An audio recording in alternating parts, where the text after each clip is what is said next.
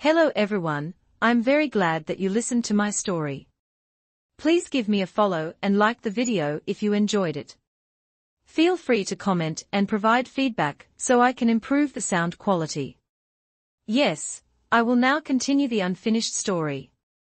Chapter 10 Let's Play a Game 1. Chapter 10 Let's Play a Game 1. After the plan had been made, they disbanded the team. Feng Bujue could still see Wang Tanji's status in his friend list, and the free soon turned to in-game, but what kind of mode, the system did not show. This was probably to prevent the player's information from being leaked. For the social option in Thriller Paradise, there were currently only 3 choices: recent teammates, friends, and blacklist. When a player was in the scenario, they were unable to send friend requests or blacklist someone. Those were only doable from the login lobby. How to politely reject others had always been a problem online, and Dream Incorporated had spent a lot of effort on this issue. The Gaming Hub provided the function of improving one's appearance. One need not log into the game to enjoy this function, but Feng Bujue did not use it because he did not care about that. This went to show how self-adoring our MC could be. However, even though the players realized that the female gamers in-game might not really be that beautiful in real life, it did not stop girl gamers from receiving many friend requests. Other than that, there was the phenomenon of thigh hugging. In the future, Feng Bujue would run into this problem quite often. He would receive plenty of friend requests after completing a scenario. Of course, this was quite normal. Compared to the uncertainty of random players, people naturally preferred to work with strong players because it could decrease the difficulty of the game. Regardless of the reason, being rejected was an embarrassing thing. To that end, Dream Incorporated came up with the solution of only allowing friend requests to be sent in the login space. If you were rejected, it was private knowledge between the two of you. Furthermore, the scenario would have ended by then, and the rejected player would have no chance to do something stupid to ruin the experience. Only players who were friends were able to communicate, like on the phone in the login lobby. There was no video call, and the other person would not be able to see your expression. For players who were not friends, the only means of communication was through mail. Within 24 real-life hours, the maximum number of mail messages that could be sent was 3, and if there was no reply, then the 4th message could not be sent.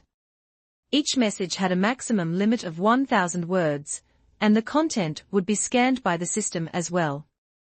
Messages with questionable content would be blocked by the system, and the system would send a message to the recipient, informing them that a player had written a harassment letter to them and provided them with the option of blacklisting the offending player. Once a player was blacklisted, it meant that they were completely screened. They would not be paired up in the same scenario, and the harassed player would not receive any mail from them. If the team that invited them to join contained a member from their blacklist, they would be notified by the system. With all those limitations, it could prevent players from gaming with those that they did not want to interact with. Of course, reality was more peaceful than that. Most of the players, after their friend request was rejected, would not do anything about it and continued to the next game. They would not write messages to harass the other players. After all, gaming was to have fun. Feng Bujue did not hurry to start a new game. He inspected his status first. He noticed that, thus far, he had only unlocked 1 mastery, which was the general ability. The other 5 options were still grayed out. Based on the game manual, the 6 masteries were fighting, marksmanship, sleuthing, workmanship, medic, and general ability. Mastery was the condition for activating and learning skills and the core to a character's power. Even though Feng Bujue was not leaning toward a combat-type player, just focusing on 1 mastery was not going to work. Therefore, his plan was to unlock as many masteries as he could in the next scenario. The best was workmanship and sleuthing. During the closed beta, when most players had low combat points, avoiding combat was the best method with the highest success rate. The other thing he did was inspect the items in his inventory. The stack of painting papers could not be taken out of the scenario, so they had disappeared. The syringe that he had found was still there. Item name, single-use syringe. Item type, consumable. Quality, normal. Function, draw out and inject liquid. Remark, stay away from drugs, love your life.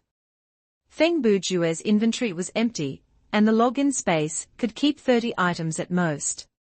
Temporarily, he did not have any storage issues. He thought that this syringe could prove useful, so he took it with him. In any case, it was better than a rock.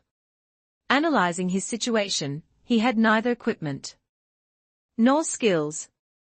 He had to depend on himself for this upcoming solo mode. If he did not succeed, things would be more difficult after he advanced beyond level 5. The training mode would be closed then, and the difficulty of the scenarios would increase according to character level. Then he would really become a dead weight to others. Feng Bujue had high hopes for the upcoming scenario. Preferably, the scarier the scenario the better. As long as the reward was proportional to the level of scariness, then he was willing to accept it. Feng Bujue, Level 4. Please select the game mode that you wish to join. You've selected Solo Survival Mode, Normal, please confirm. Confirmed. Generating scenario. Download initiated, please wait a moment. After Feng Bujue selected the mode, he thought that the elevator would start to move, and the door would open to the new scenario. This time, however, he was transported. The world before his eyes turned black, and he floated off the ground like he was suddenly deposited in zero-gravity space. He tried to grab onto something when the voice began next to his ears. Welcome to Thriller Paradise. The voice had changed again. It sounded like a lazy middle-aged man. It looked like this greeting had nothing to do with the actual content of the scenario, and the voice was randomized each time. Download complete. You are currently playing Solo Survival Mode, Normal. Scenario introduction is provided in this mode, and there is a chance to trigger a side or hidden mission and special world building. Reward for clearing the scenario, a random draw of a usable skill card. Playing the scenario introduction soon. The game will start right after. The background before Feng Bujue's eyes turned into a picture. It looked like a room or the corner of a big warehouse. Due to the angle at which the picture was taken, he could only see a corner, so it was difficult for him to tell how big the whole space was. The walls seemed to be metallic, definitely not wooden. There was no paint or decorations on the walls, or the paint had faded. The ground was cement, and there was no furniture in the picture.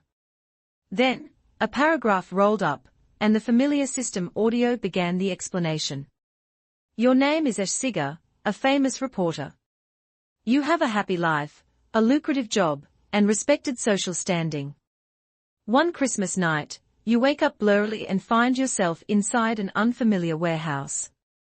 The last thing you remember is going to your car in the car park after work. The introduction was not long, and it provided limited information.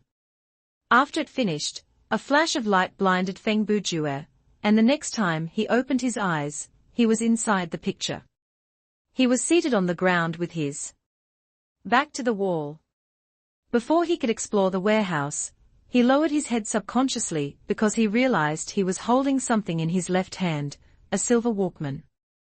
This was a portable stereo. Naturally, it had become obsolete long before the year 2055. Feng Bujue had not seen this thing in person before, only in movies, and this situation did remind him of one particular movie. Pressing the play button, a gravelly male voice said something in English, and that single sentence made Feng Bujue instantly understand the basic setup of the whole scenario. Hello, Ash, I want to play a game with you. Chapter 11 Let's play a game too. Chapter 11 Let's play a game too. You love your job, a job that gives you a strong sense of duty. You've used your camera to record many bloody truths, waking the conscience in people's heart, but do you really care? Are you a pretender hiding behind the mask of justice, or a real fighter for fairness? At this moment, there is a toxin running through your body, eating away at your life. After you gain consciousness, your metabolism will double the toxin's speed. You have around 40 minutes to find the only exit to leave this place. Let's see if the conscience of the man, who has been hiding behind the camera, can help him get back to his loving family. Life or death, make your choice.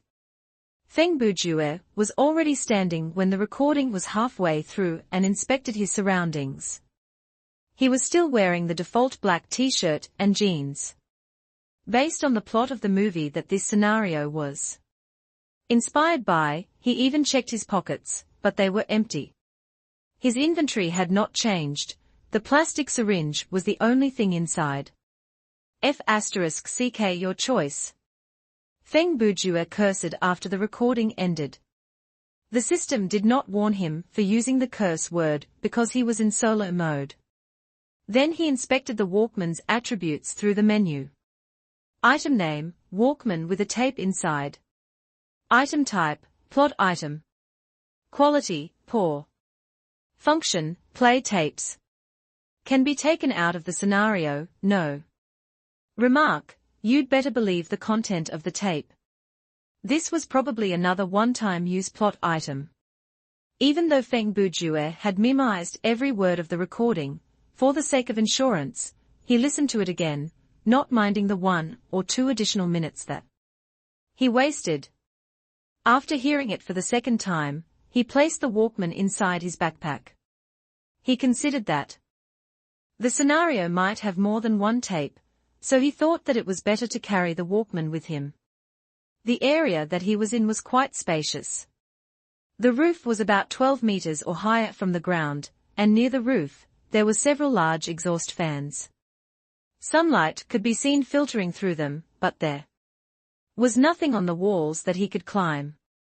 The roof was in an arch shape, and there were many support beams that were parallel to the ground. The place was lit up by the lamps that hung from the beams. The walls looked sturdy, and the surface was covered with a metallic sheet. Behind it might be a brick wall, but regardless, Feng Bujue was not going to break through the wall with brute force. The system was not going to generate a scenario that he could escape from in less than 2 minutes. Assuming that Feng Bujue still carried 2 instances of explosive punch, and his fighting mastery had reached F level. Then the system would have changed the scenario or made the walls twice as thick. Because only under those circumstances would Feng Bujue not escape immediately with his skill. Even though the success rate for each punch was 20% and he did not know the thickness of the wall, the possibility of him succeeding was still there. When the system was generating the scenario, it naturally cancelled that possibility. This meant that Wang Tanji would never get that kind of scenario. In any case, as long as the character had a chance to clear the scenario with their original status, no matter how small that possibility was, the system was not going to allow that to happen. Feng Bujue walked forward. There were many boxes inside the warehouse, and the highest of them stacked up to 3 levels. Even so, they were still quite a distance away from the roof. The boxes were also placed in such a way that they created a path for Feng Bujue to go through. I have a bad feeling about this.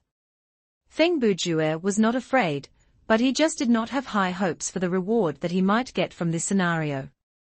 He thought, even for a normal person, this kind of story taken from Saw would not be too frightening. In the movie, the greatest element that caused fear was time. But in the game, the threat was visible, and fear increased with the approach of death. There were little sudden incidents that might cause people's terror points to soar. In the movie, the way the survivors had to escape was self-mutilation. The physical pain combined with the pressure from time caused people to fail. However, the players of Thriller Paradise had a pain threshold. Even if that pain occurred at the same time on each part of the player's body, it was something that could be resisted with a grit of the teeth. Furthermore, those who had seen the movies knew that the killer's ultimate goal was not to kill, but to save people. He used pain to save those who did not appreciate life, to get them to reassess their life, to appreciate the importance of life. As long as they followed the rules of the game and were daring enough to hurt themselves, there was a way to survive. Considering those elements, Feng Bujue had basically confirmed that 80% of this scenario was going to come from puzzle solving. The system would not create a scenario that was unsolvable. At least, that was not the case for normal difficulty. The difficulty of the scenario was designed based on the player's character ability, and things would only be different for team mode. For someone like Feng Bujue, who was no different from a level 1 character other than life points, the system could only create this kind of scenario. Based on his current status, combat was out of the question. If the system generated a boss that was for a level 4 character, then he was not going to defeat it alone. Therefore, the way to clear the scenario was obvious. Either he solved the puzzle or, like the characters in the movie, used his life points to push forward and die once he lost all his life points. Feng Bujue followed the trail formed by the boxes, and came to the other side of the room. There was an arrow painted on the wall, which pointed at a door that was hidden behind a clump of boxes. There was an opening among the boxes that was big enough for someone to squeeze through. Feng Bujue looked at his stamina and life points. They were practically full. The life points would start to drop due to the toxin, but at least he did not need to worry about stamina points. He calmed down by adjusting his breathing. He knew that beyond the door would be another game. It was time to focus. He nudged through the space and pushed the door open. As the door swung open, he heard a click. Something behind the door had been triggered. Several seconds later, the new room lit up. Feng Bujue walked into the room, and the door closed on its own. It was unclear whether this was part of the trap, or it was the system. There was a very small wooden chair sitting in the middle of the room. On top of the chair was a doll wearing a black suit. It held a piece of paper in its hand. The doll was the size of a child and had a long face. It had a strange hairstyle, a white face, a black sclera, and blood-red pupils. Its cheeks were painted with red swirls, and the lips were red like dripping blood. It was quite scary to run into a face like that at midnight, but at that moment, unless the doll started moving, it was still quite acceptable. "Hello, Ash. Since you're here, it means that you did not choose to wait for death. Then listen to the rules." The tape hidden inside the doll's stomach started to play. "You should have already seen a working machine." Feng Bujue's eyes moved to a machine that was the size of a washing machine. On top of the machine was a circular mouth about the size of a plate. It was large enough for someone to put their head in. From the hole, the sound of machinery operating could be heard. Feng Bujue walked closer to inspect it. About half a meter away from the mouth, there were 2 rows of gears. They were placed close to each other, leaving only a small gap between them. The rows of gears turned in the same direction like 2 waterfalls. Even though the speed was not fast, the twisting force was strong. With the machine's efficiency, crunching through wood or iron was entirely possible. Just above the mouth was a timer. The time was set for 5 minutes, and it was already ticking. Next to the timer was a weight. The unit of measurement was kilograms, and the needle was pointing at 0.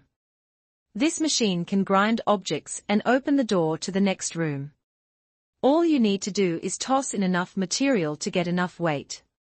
When you have put in more than 15,000 grams, the door will open. If you cut off the power or wait until the timer runs out, the machine will stop operating. Feng Bujue started looking around for things that he could throw into the machine. Other than the wooden chair and the doll, there had to be something else.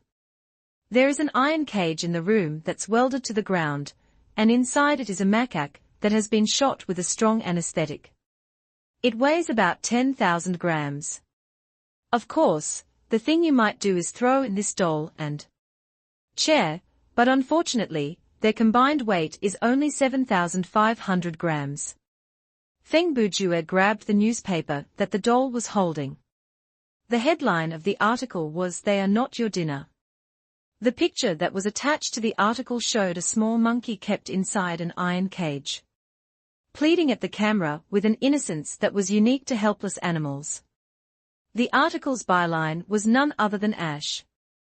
You castigated the illegal hunters and rebuked those who purchased products made from wild animals as heartless executioners, but during your many travels for the sake of interviews, you have personally enjoyed many meals that were made from these protected animals. In fact, inside your wife's closet, there is more than one minx coat. You have seen how these animals are treated with your own eyes, yet, what have you done? Now, I shall give you the experience to feel what is it like to be a real executioner. Will you use this creature's life in exchange for your own? Make your choice, Ash. The recording stopped there. Feng Bujue was still reading the newspaper. His old habit was surfacing. He wanted to finish this fake article that had been created by the system.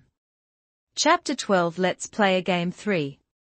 Chapter 12 Let's Play a Game 3. This might work on female players who love animals. Feng Bujue moved his gaze away from the newspaper to look at the monkey inside the cage. If it's necessary, even in real life, I would not have hesitated. Much less in a game. He put the newspaper down like his interest in it had been lost.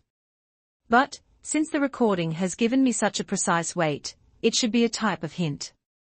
He walked to the machine, squatted down, and leaned close to take a look. In that posture, he walked around the machine and then used his fist to punch the shell of the machine before kicking it heavily twice. The shell was not your typical thin iron sheet, but a sturdy metallic slab. The corners were securely welded and could not be deconstructed with his bare hands, and the machine was too unwieldy to be moved alone. There were no obvious cracks on the surface, and the 2 meters were secured tightly. In less than 3 minutes, finding an opening in this machine did not appear possible. Therefore, Feng Bujue walked back to the iron cage. As the recording said, it was welded to the ground and would not budge at all. He walked around the room, and it was empty other than the 4 walls. He walked back to the middle of the room and grabbed the doll. While he sat on the wooden chair, because of the minuscule size, he was technically squatting instead of sitting. If I need to escape this room without killing the monkey, then other than this chair and doll that weigh 7,500 grams, I need to find another 7,500 grams.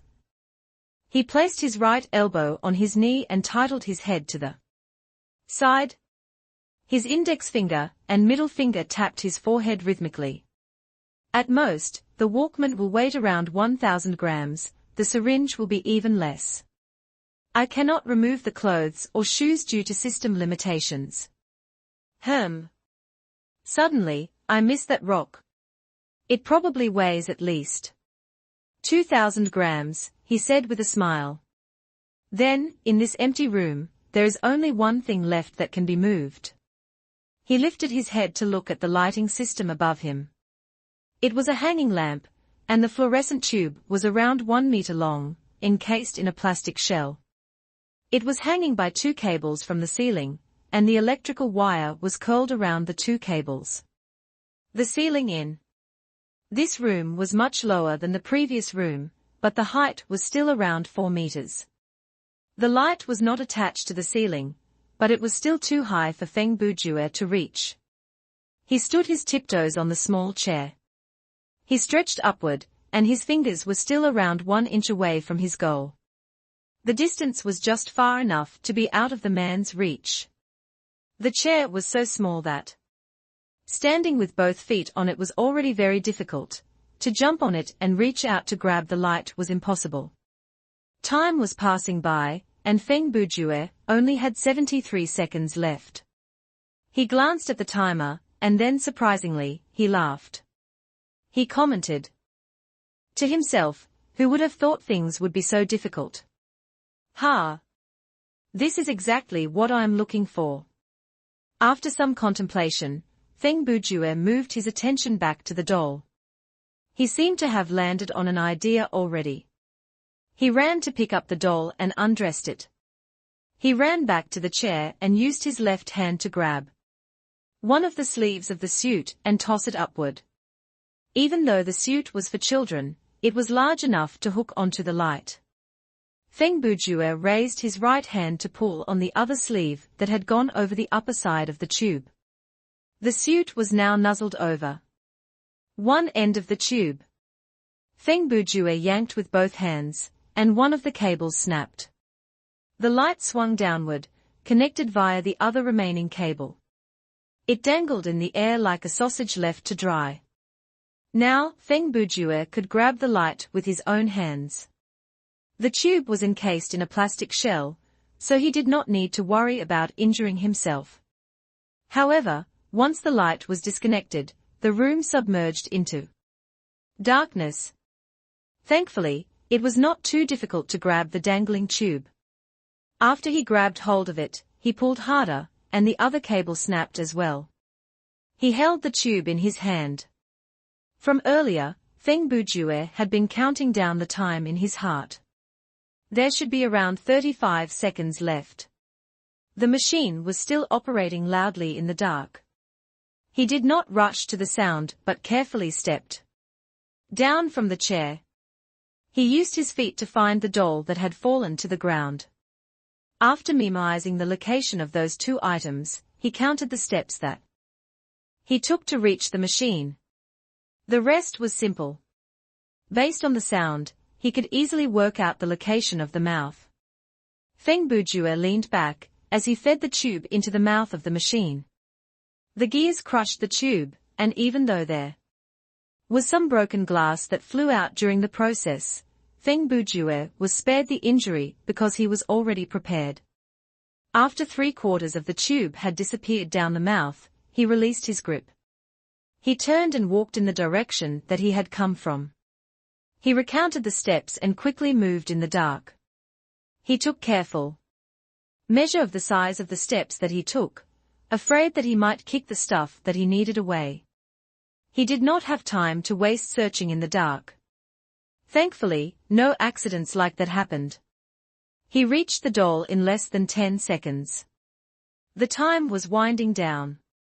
Feng Bujue squatted down and grabbed the doll with one hand and the wooden chair with another. He turned and ran to the machine.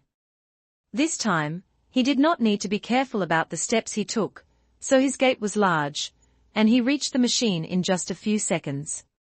He dropped the stuff in. The wooden chair's back was larger than the mouth of the machine. Feng Bujue had noticed that earlier and noted it in his heart. If not for that knowledge, he would have become flustered. But Feng Bujue would not make that kind of mistake. He stepped on the chair to bend it. Then, the chair became small enough to feed into the machine. In his mind, he had 5 seconds left. At about 3 seconds, the machine stopped working. Due to the enveloping darkness, Feng Bujue could not see the numbers of the timer or the weight. He had no idea whether the machine stopped because he had reached the goal of 15,000 grams, or he had failed. The next few seconds were long and arduous. Nothing happened, and Feng Bujue's heart slowly sank. Was the light tube not heavy enough? In reality, that kind of hanging lamp, even with the plastic casing, might not weigh more than 7,500 grams. But when he was holding it earlier, he had felt that it was heavier than that. He believed that was part of the game set up as well, or had he calculated wrongly? Was the only way to leave this room to kill the monkey? All the suspicion and questions disappeared with the sound of another click. The door to the next room opened. In reality, it took around 10 seconds for the mechanism to trigger, but it just appeared longer to Feng Bujue. Due to the situation that he was in. A ray of light shot in through the open door, a sign that the game was not yet over. Chapter 13 Let's Play a Game 4. Chapter 13 Let's Play a Game 4. Feng Bujue sighed in relief when the door creaked open. He did not rush toward it immediately, but instead walked toward the cage, with the monkey using the light that streamed in from the open door. He opened the lock and the cage door and carried out the fainted monkey. Item name, unconscious macaque. Function, unknown. Can be taken out of the scenario, yes. Remark, a cute, brave monkey, on the endangered species list. Plot item, but it can be carried out of the scenario.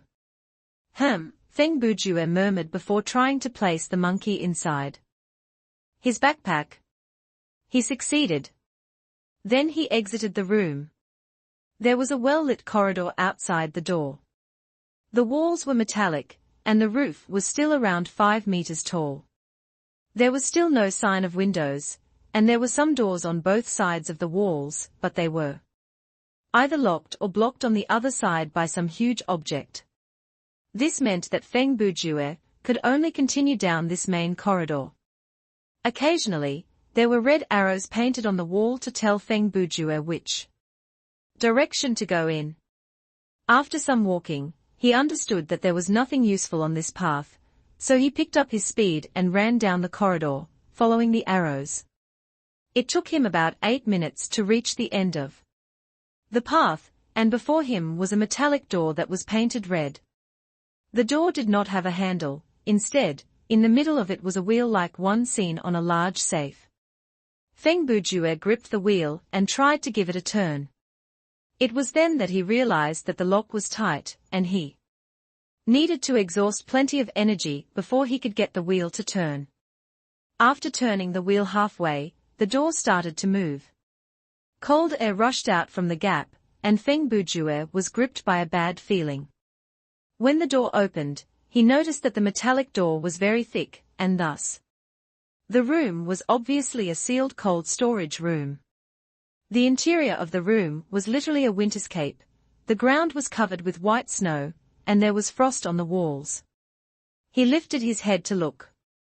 Other than the lights, he noticed that 3 corners of the ceiling each had a tube placed vertically that was about 1 meter long. Once the door was open, white snow started to filter out of the tubes. Thankfully, even though the mouths of the tubes were big, only a flurry of snow was falling. Not enough to influence Feng Bujue's visibility. Feng Bujue took a deep breath and breathed into his palms. He rubbed his hands together as he walked into the room. Once he did, he noticed something out of place. The ground of the room was much lower than the bottom of the door and the corridor outside the door. So, the thin layer of snow that he had seen earlier was actually thicker than he thought. He stepped into the room, and his feet sank into the snow, up to his ankles. The chill came so suddenly that Feng Bujue jumped several times to get the blood flowing back to his feet. Alas, it was to no avail. The snow was so soft that the only way to stop himself sinking into it was to increase his surface of impact, so the man made the quick decision of kneeling down. He did not close the door.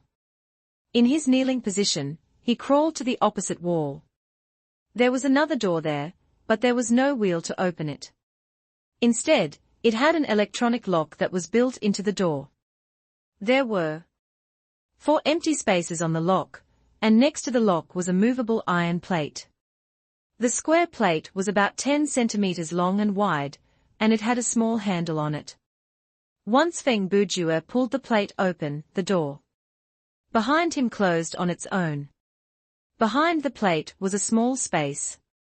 A tape sat inside, and what he needed to do next was fairly obvious.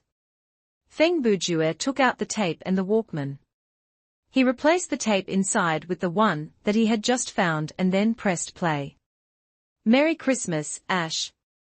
This is a time for family to be together, and at the same time, the Christmas spirit represents the importance of selfless sacrifice and blessing. As Feng Bujue listened to the recording, he studied the room again, but this time, with a closer look, he noticed a newspaper that looked fairly new stuck to one of the walls. That particular wall itself also deserved a closer look because it did not look as frozen as the other walls. Even though man-made snow was filling up the room, the temperature in the room was not that low, and the words on the paper were still readable. One of the more conspicuous headlines was "They are not that different from us."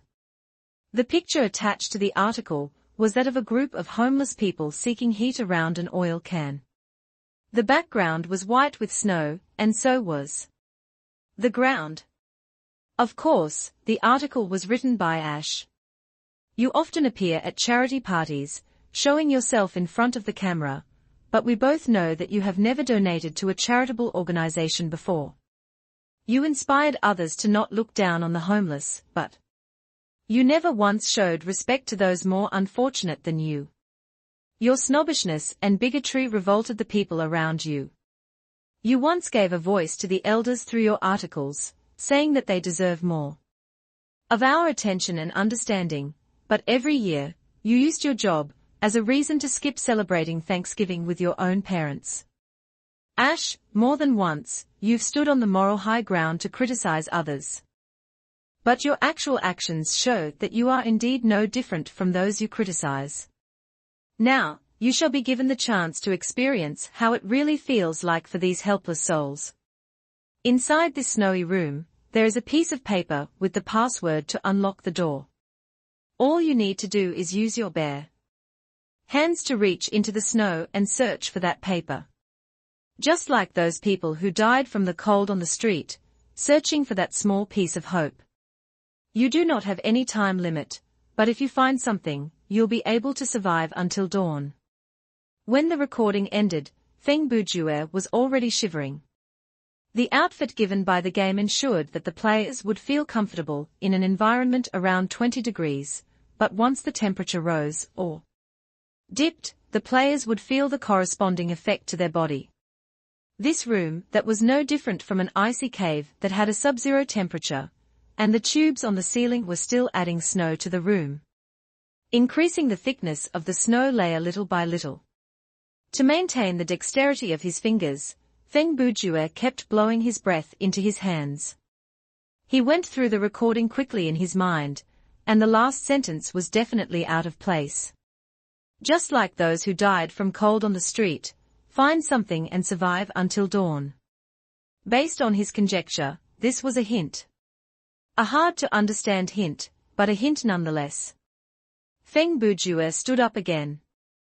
The area under his knees was completely frozen, and even if both of his legs were submerged in the snow, it did not matter, because the pain receptors had become made numb from the cold.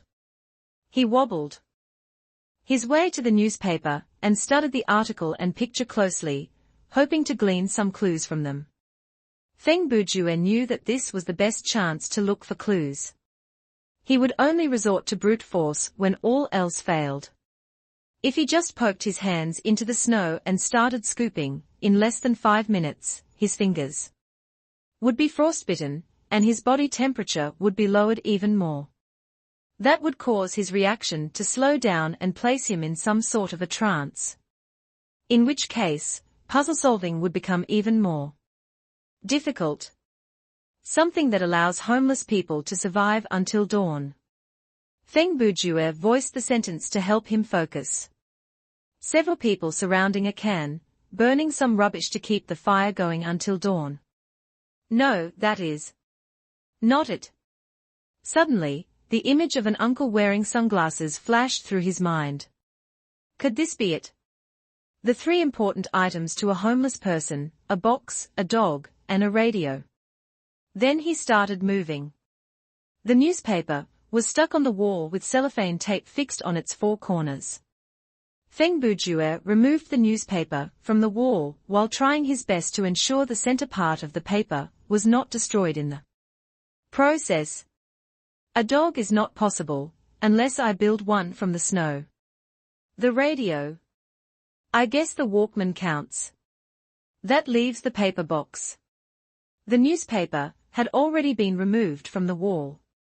Even though it was missing four corners, that did not affect what he wanted to do.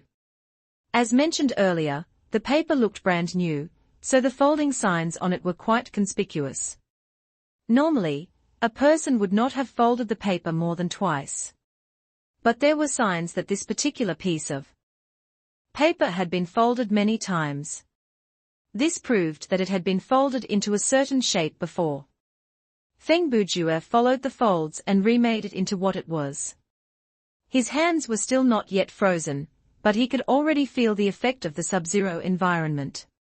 In fact, in his menu, next to his life points, the special status box already stated that he was currently freezing. Even though the paper was missing the edges, following the folds, Feng Bujue managed to put it back in its original shape, a very small paper box. Feng Bujue placed it in his hand to study. He turned it around and finally saw a string of letters and numbers where the edges met each other.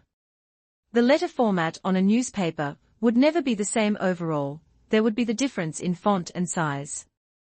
For example, the size of the font used for the headline, body, and picture captions would be different.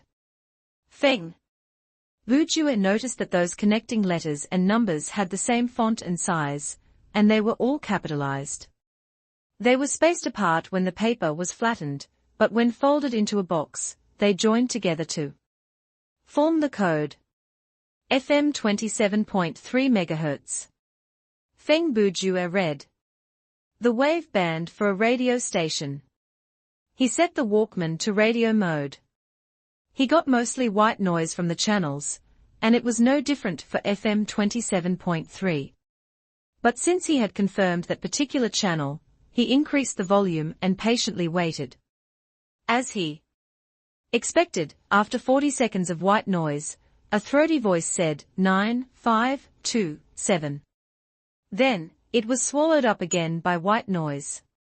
Feng Bujue rushed to the door and grumbled as he keyed in the password, "Is there a special significance to this string of numbers?" The code was correct, and the door opened. Feng Bujue practically rolled out of the room. When he landed in the outside corridor, he started rolling around on the floor. Then, he stood up and did 20 squats. When he was doing all that, he looked at his status in the menu. His life points had dropped down to 67%, but at least he had recovered from the freezing status. Regardless, this was much better than him squatting on the ground and digging through the snow. He believed that would have cost him even more. Feng Bujue had always been unlucky when he played games like the exercise that was no difference from searching a needle in a haystack. He had absolute confidence that he would never have found the paper until he had searched through every inch of the snow. After clearing the second game, he did not close the Walkman immediately, and he soon discovered the secret of that particular channel. Every minute, FM 27.3 would repeat the 4 digits. After his body temperature rose back to normal, Feng Bujue continued forward. He believed that the scenario did not forget the condition where Ash had to get to the hospital to seek treatment within however many minutes after he escaped, or he would die. The initial recording stated that he had 40 minutes to find the exit, or he would die from the toxin inside his body. However, unlike the freezing status, there was no poison status in his status bar. Therefore, it was impossible for Feng Bujue to tell whether the drop in his life points was due to the cold or the poison. In any case, this was not a poison that had a visible effect. If anything, it seemed more like a plot point. To put it simply, Feng Bujue had to complete the scenario within 40 minutes, or it would be game over. 20 minutes had already passed. Feng Bujue did not take long to clear the second round, and combined with the 5 minutes he used to clear the first round and traveling time in between, when he reached the third round, he should have 15 minutes left. The system must have incorporated the time needed for players who chose to scoop through the snow for the second round, and that would definitely have taken up more time. Therefore, in terms of time, the next round should be the last. If he finished that, Feng Bujue would clear the scenario. Chapter 14 Let's play a game 5. Chapter 14 Let's play a game 5. On the way to the next room, Feng Bujue noticed something worth celebrating. The workmanship mastery had been unlocked, and it was now level F. It was unclear whether that came from toying with the Walkman or folding the paper, but regardless, the result was a positive one. If the scenario reward was a skill for workmanship or general ability, then he could instantly learn it. Several minutes later, he reached another door marked by red point. This time, he pushed the door, and it swung open easily. The room was not big.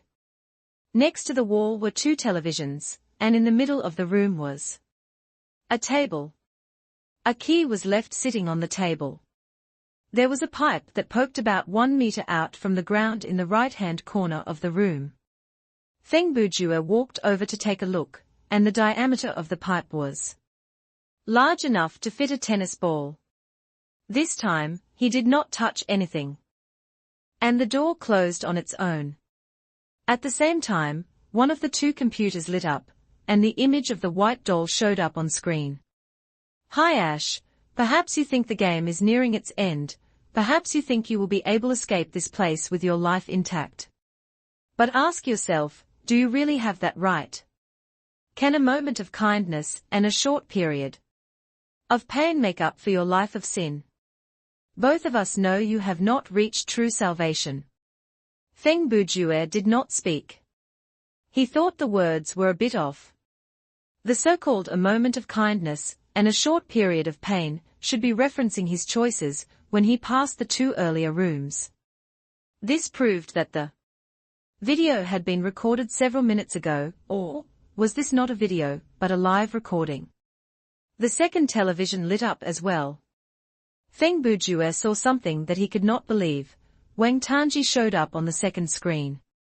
In the television, Wang Tanji was walking down a corridor, and he looked injured. He was covered in blood, and the way he walked was very strange. In your life, you've met many who might refer to you as a brother, a buddy, but I believe that even if they die, you won't care.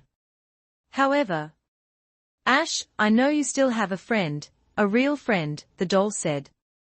John is also playing a game, but the end that is waiting for him is a dead end. The only thing that can help him escape, the only thing that can help you leave this room is the key on the table. You can use it to open the last door, or drop it through the pipe by wall and send it to John. There is only one key. If the bigot Ash chooses death, the kind-hearted John will survive. Feng Bujue looked at the screen for a whole 2 minutes. He was studying what was going on with the Wang Tanji on the second television. Was this a fake image that was generated by the system, or was he really looking at Wang Tanji in his own solo scenario? If it was the latter, then the system was too powerful. It was able to overlap different scenarios of 2 distinct players in the same space and time. He thought to himself, looks like I'll only be able to get the answer from Xiao Tan after finishing the scenario. There is no way to verify this. I can only speculate. Right then, Feng Bujue could not help but be impressed by the brilliance of this scenario. In the character setting, this Ash was really not a good person, and the earlier 2 rooms were unable to change much. In other words, they were merely a foreshadowing. From the progression of the plot, this last choice was the key. If Ash chose to sacrifice John and opted for his own survival, his whole life would be tormented by guilt. His selfishness and hypocrisy would be highlighted to cause mental torment. Ash would ultimately turn to another extreme, to become a maddened altruist, a real charitable person, because that would be the only way for him to feel better about himself. This was the so-called salvation. The player would learn to respect and appreciate life after the trial. The other choice was for Ash to kill himself and allow his best friend, John, to live. That was another type of salvation, one of self-sacrifice.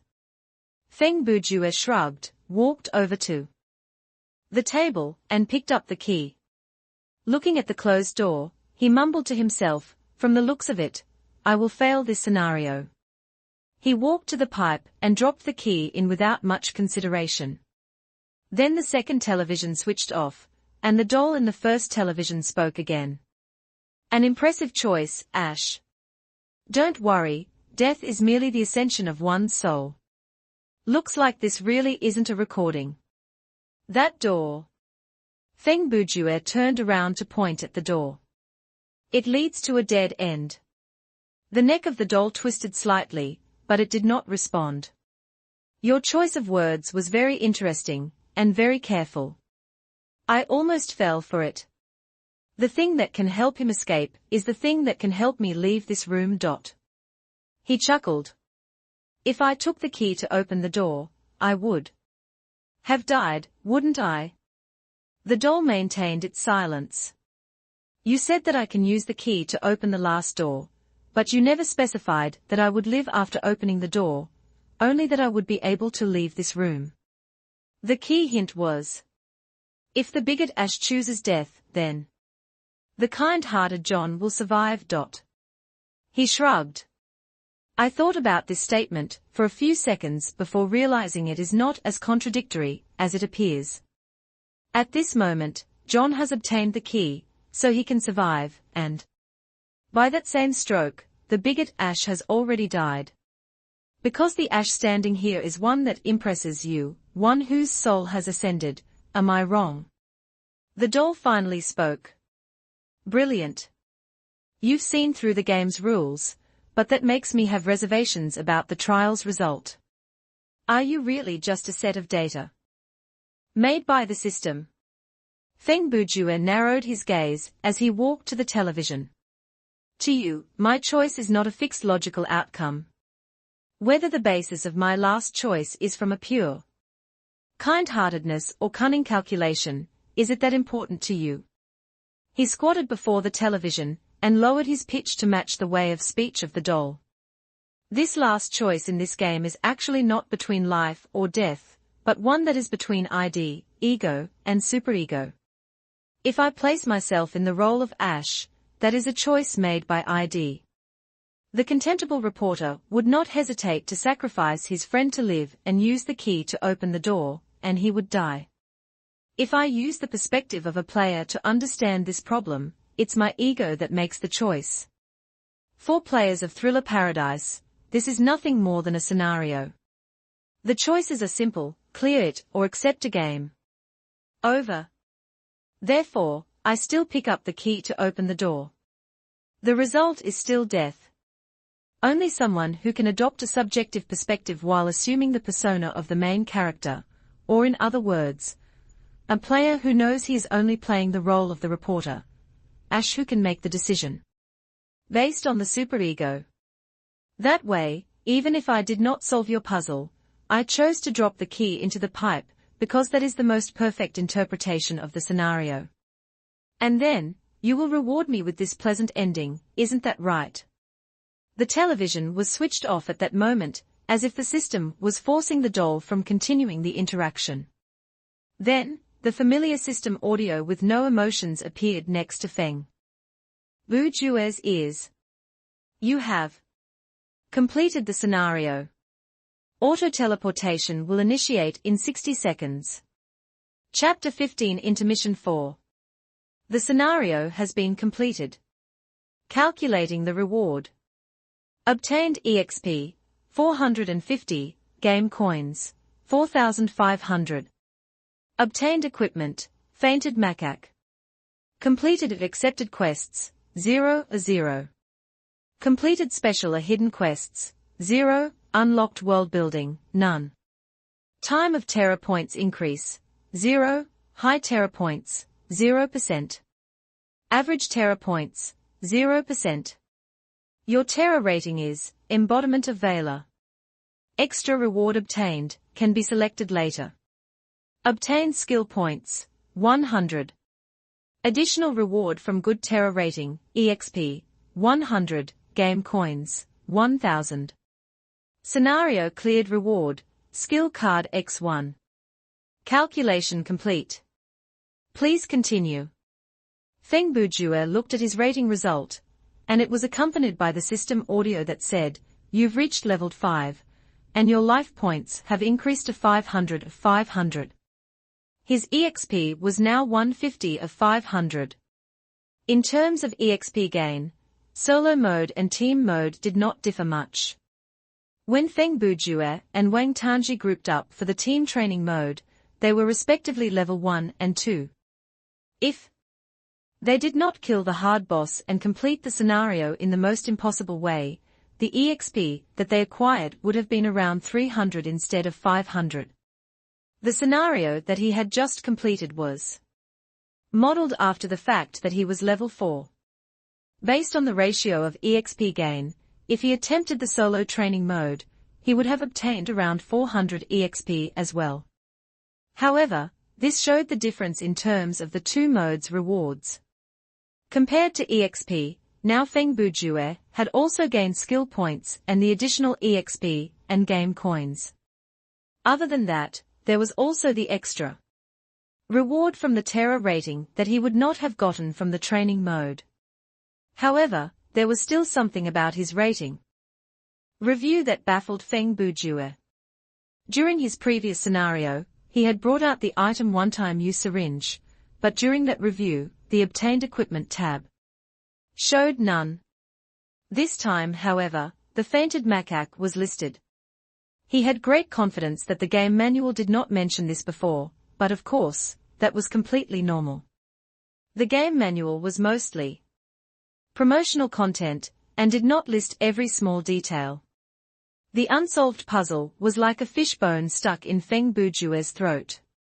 This kind of issue that others would be able to ignore was something that annoyed the man the most. He was too lazy to ask on the forums because the forums would not be able to provide a correct answer to this kind of question that was related to the system. Therefore, he contacted the customer service line through his login space. The person who answered was equally stumped. He went searching for a long time before coming back with the answer. Items that are categorized as consumable like medicine, bandages, ingredients, and mechanical parts, and are normal, or lower quality will not be listed in the rating review when they are carried out of the scenario. Feng Bujue got the answer that he needed. There would be many things that fulfilled these requirements in the team mode. If someone was free enough to grab as many things as they could, even trash like rocks, grass, bricks, wooden logs, and so on, during the last 60 seconds countdown, then the rating review would be dominated with the list of those pointless items. To prevent that, this setting was made. After understanding that, Feng Bujue took out the macaque from his backpack to take a look. But to his surprise, when he did that, the monkey disappeared. In its place was a card around the size of a tarot card, and the system notification popped up. After completing the scenario, players might obtain plot items that can be taken out of the scenario. This type of item is normally categorized as an item related to plot points, but due to certain reasons, like the players using their own ability to clear the mission, the items are preserved. When such plot items are taken into the login space, they are transmuted into puzzle cards and added into the card system, currently unavailable. After reading that system message, he looked at the puzzle card in his hand. The card had the quality like paper, but it was not bendable. The edge of the card was releasing a weak white light, and the picture was the same on both sides. The picture on his card was that of a monkey, and the painting style was in the style of a Chinese inkwash painting. Puzzle card, monkey. That was the only attribute to the item, just a name, nothing else. Feng Bujue glanced at Wang Tanji's status on his friend list. The kid was still in game. Therefore, instead of going to grab his reward, he chose to contact customer service again. Time for the card system's explanation. Before that, a clarification about a concept, item quality delineation, as stated on the official website. Trash, even selling this type of stuff at the trading post will be difficult. Poor, old and used with deficiencies, but it is better than nothing. Normal, everything is normal about this equipment. Utilizing it in a logical manner will be beneficial to you. Excellent, a dependable, trustworthy piece of equipment, no different from a good partner. Excellent equipment will have at least one element, or one special effect. Perfect. Flawless equipment, rare and powerful. Perfect equipment will definitely come with a special effect, but not necessarily element. Legendary, a god-tier item that is the stuff of legends. It will be able to increase the player's ability by leaps and bounds. Based on this categorization, excellent equipment would become ubiquitous at later parts of the games, something that most players would have the power to aspire to. The way to obtain equipment in Thriller Paradise had been explained already. It could be summed in one word, exploration. However, if some players really could not understand how to get excellent quality equipment and lagged behind, what should they do? This card system was the answer provided by the game company. It was an alternative that was given to the players to obtain equipment in the later parts of the game. As long as the player managed to collect a whole set of cards, they would be able to exchange it for one piece of equipment. The item was guaranteed to be of the excellent quality, with a chance of obtaining a perfect quality item. And what was the concept of a set? The answer, it was totally random. Just take this puzzle card, Monkey, as an example. If you had puzzle cards Monk, White Horse, Pig, and Cannibals, then you would be able to complete a set. Similarly, if you had the cards Rat, Ox, Tiger, Rabbit, Dragon, Snake, Sheep, Horse, Rooster, Dog, and Pig, then you would have completed a different set. As long as the system could accept the collected cards as a set, then it was a set. In other words, one puzzle card could belong to multiple sets, and the formation of a card was completely random. Like the monkey that Feng Bujue had obtained, it might not have turned into puzzle card, Monkey. It could instead have become puzzle card, Chimpanzee, puzzle card, King Kong, puzzle card, Monkey's Paw, and so on. This kind of setup made every plot item into a possibly useful puzzle card. At the later stages of the game, if the players became so powerful that they could brute force their way through most of the plot, then the plot items could become the reason for them to change up their tactics. Therefore, for players without equipment, they could enter the solo survival mode, complete the main plot, skip all the triggered side quests, and keep all the plot items, and they would be able to use them to complete the puzzle card set when they left the scenario. Of course, the players killing themselves after obtaining the plot items that they wanted was forbidden. To get the puzzle card, the lowest requirement was to clear the scenario. Upon dying under any kind of circumstances, all the equipped item would be taken away. Only the plot items obtained within the scenario would be retained in the scenario. This was to prevent the scenario from locking up due to the death of one player. In team mode. That was almost the whole explanation. Feng Bujue ended the call with customer service after he finished his questions. Then he operated the menu and turned the puzzle card into data, and saved it in his login space. He prepared to receive his scenario reward. He did not have much hope for the reward from the good terror rating because the scenario itself was not that scary, but the reward of a skill card still piqued his interest. He believed that the skill card had to be something that he could use, a skill in the schools of general ability of workmanship. That extra reward from terror rating He had to choose another piece of equipment because, after finishing the scenario, he was still defenseless. Feng Bujue walked out from the elevator to enter the large metallic room. Similar to before, there were two hollow glass tubes. First, he came to the scenario reward. Through the virtual menu, he obtained the randomized skill card. As the card materialized inside the tube, Feng Bujue was feeling quite hopeless, but once the explanation of the card became clear enough, his shattering roar could be heard echoing through the room again. Well, F***ck me. Chapter 16 Intermission 5. Item name, a hasty repair. Skill card element, active skill, permanent use. Skill type, workmanship. Effect, raise a machine type product from trash or poor quality to normal quality for 3 minutes. Consumption, 100 stamina points. Learning requirement, workmanship mastery F. Remark, as known by most, the founder of the Rotten Apple Company, referred to as the pioneer of the field, the goblin inventor, and entrepreneur, Mr. Smithshake, was once a repairman when he was young. The advice that he left on his tombstone for the future generation was only a dummy would try to fully fix something. To share the lesson within this message to all, he even etched the company's logo, an apple with a bite taken out of it, on his tombstone. Feng Bujue's luck in-game had always been bad, so drawing a skill card was an anomaly. When the players were low-level, skills like explosive punch that had both low learning requirements and consumption while limited in use were of great help to the players. This hasty repair was the kind that, even after the player was level 20, and even if the skill bar was not full, they would hesitate to equip it. The effect was practically non-existent, and the consumption was disproportionately heavy. What made it worse was that the effect was limited to machine products. If this skill could be used on any equipment, it would be of some value.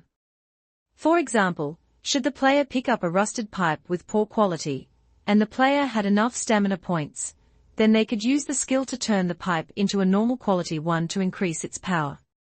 But reality was cruel, this skill was limited to machinery. Feng Bujue was coming up with scenarios where this skill could prove useful, scenarios where he picked up a broken electric saw. In that case, spending 100 stamina points to allow it to run for 3 minutes was a worthwhile investment. Theoretically speaking, this skill would be able to fix a broken vehicle. If Feng Bujue found a broken car at his optimum condition, with an accurate calculation of the time, spacing the skill activation as close to each instance as possible, then the car could run normally for almost 15 minutes. But that was the best possible scenario. It was still unclear whether this skill would work on vehicles or not. After all, in the scenario, large objects like vehicles were not counted as items since the players could not check their attributes. In any case, even if he kept this card until the open beta, it would not fetch much money at the trading post, so Feng Bujue decided to learn the skill. Thus, the skill appeared in his skill bar. He then walked up to the second glass tube, and the system arrived with its notification. Please select your additional reward. 1. A randomized piece of equipment that matches your level. 2. 5,000 game coins. 3. 200 EXP. Feng Bujue chose the equipment without hesitation. First, he had no use for the other two choices at his current stage. Secondly, he did not believe that, other than the useless skill card, the system would not provide him with something that could increase his combat ability. It was not like he would draw another rock. The white light gathered, and the item materialized in the glass tube. Before it took on its shape, Feng Bujue knew that it would work this time. Based on the shape, it was definitely a weapon. Item name, Mario's wrench. Item type, weapon. Quality, excellent. Offense points, medium. Element, fire. Special effect, High chance to yield critical strikes when you aim this weapon at a humanoid character's head. Remark: the owner of this wrench is very popular. He calls himself a plumber, but he never fixes pipes. All he does is crawl in and out of pipes and jump all over the place. He busies himself fighting against evil, saving the kingdom, looking for the princess, and so on. Occasionally, he masquerades as a frog, a raccoon, and even a paper version of himself. Sometimes, he shoots out fireballs or throws hammers. But he never ever uses this tool that is necessary for a dedicated plumber. Therefore, the wrench has become angered from abandonment, and the fury has materialized as fire. It wants to prove that even a wrench can be useful in combat. Just when you think things cannot get stranger. Even though Feng Bujue grumbled after reading the item's attributes, he was actually quite happy. The strange remark of the weapon aside, the item itself had quite a good set of attributes. Walking back to the elevator, Wang Tanji's communication request appeared on screen. After Feng Bujue accepted, the team request came soon after. Well, have you reached level 5 yet? Oh, the EXP gained was just enough to reach level 5, Wang Tanji answered. What about you, Brother Ju? Only the IGN and current status were viewable in the friend list, the level was not shown. When Wang Tanji asked that question, since he had accepted the team request, the team member status showed up on screen. And with that, Feng Bujue managed to see his teammates' level information. I knew you would reach level 5 as well. Brother Ju, did you get any new equipment? Wang Tanji asked. I used the last explosive punch that I had in the scenario, and other than the fruit knife that I already had, I also picked up some defensive equipment. Wait, before that, I have to ask you something. In your scenario, when you're close to the end, did you need or use a key? Feng Bujue asked. Huh? Yes, I did use a key, Wang Tanji answered. How did you know? How did you get the key? Wang Tanji paused when he heard the question, but quickly answered, near the end of the scenario, I spotted a key just sitting right next to the exit door. Until now, I have no idea what has really happened. By then, I was almost dying, both my life points and stamina points were close to empty, and there was something chasing me. It came as a surprise that I could find a key that would open the door, and once the door was open, the scenario ended. Brother Ju, do you know why? Did you also come across a similar situation in your scenario? How is that possible? Feng Bujue replied. My scenario was very difficult, and your setup. The system probably thought that with your intelligence, picking up the key to open the lock can be already considered a type of puzzle solving. That kind of setup is for a chimpanzee. Wang Tanji groaned. Feng Bujue laughed. He made this joke because he wanted to change the subject. Well, are you ready or not? Is there anything else you want to do before we start the team survival mode? I'm ready. Start the queue, Wang Tanji responded. Feng Bujue controlled the touch screen to find the team menu. After they both reached level 5, the modes that they could enter changed. Now the menu showed solo survival mode, normal, and team survival mode. Normal. The training modes had been grayed out, as had the solo survival mode. Feng Bujue, level 5. Wang Tanji, level 5. Please select the game mode that your team wants to join. You have selected the team survival mode, normal, please confirm. Confirming. The team size has been randomized, a team of 5. Your team has joined the team queue. Currently searching for other Reddit players or teams. Search completed. Team full. Adjusting nerve connectivity. Generating the scenario. Please wait a moment. Downloading. Chapter 17 First Multiplayer Scenario 1. Their surroundings sank into darkness, and the game menu became temporarily unavailable. After the short pause, Feng Bujue could sense that, in the inky darkness, he had moved from his standing position to a seated position. He felt like he was sitting on a chair with a hard back. Welcome to Thriller Paradise. This time, the randomized voice sounded very normal, like a youth, but the tone was still creepy. Download complete. You are currently playing Team Survival Mode, Normal. A scenario introduction is provided in this mode, and there is a chance to trigger a side or hidden mission and special world building. Reward for clearing the scenario. During the rating review, you will gain an additional 80% EXP. The introductory CG appeared before Feng Bujue's eyes. It felt like he was wearing 3D glasses, and at the same time, the system audio appeared in his ears. This is a bustling modern city. Like all modern cities, it was filled with skyscrapers, horrible traffic, overpopulation, and less than satisfactory air quality. As the audio continued, the screen flicked through images to match the story, but so far, there had only been normal street views. Everything was normal until one night, when the sun set, and never rose again. The floating dark clouds covered up the moon, which tried to cast its lonely light on this silent city. The images started to turn dim until it was completely dark. Several seconds later, some lights came on. It really did feel like Feng Bujue was staring at a moonlit city. There were still some lights in the city, but it was definitely not as bright as a modern city should be. From afar, the city streets were filled with many immovable vehicles, but there was no one on the street or anything moving for that matter. You open your eyes and find yourself inside the last subway that you normally take.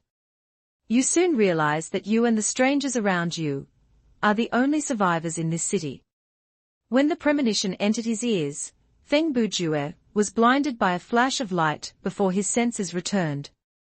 The game menu could be accessed again, which meant that the game had started. He was indeed sitting inside a moving subway. The scenery outside the window flew by. He lifted his head to look, and noticed Xiao Tan sitting not far away from him. As said by the introduction, there were 3 other passengers inside the cabin. Left of Feng Bujue and Wang Tanji, on the next row of seats, were a man and a woman. They looked around 20 and should be a couple of students. The young man's face was very fair, and his hair was long.